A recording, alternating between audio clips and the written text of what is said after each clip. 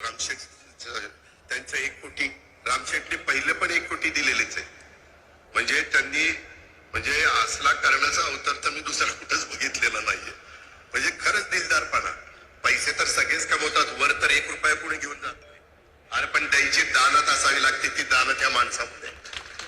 म्हणून मी त्यांचं महाराष्ट्रातल्या तमाम 13 कोटी जनतेच्या वतीने अभिनंदन करतो. रामशेठ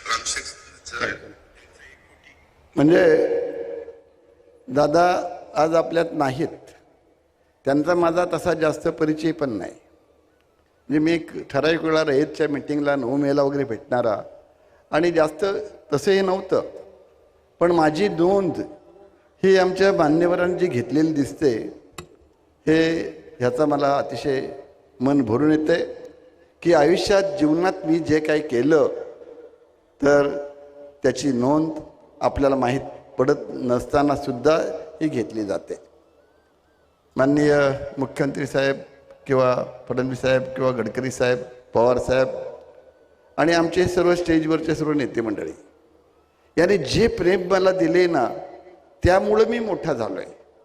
तुम्ही सर्वांनी जे प्रेम दिले त्याच्यामुळे मी ह्या स्तरावर येऊन पोचलो आहे. 75 वर्ष आज पूर्ण झाली.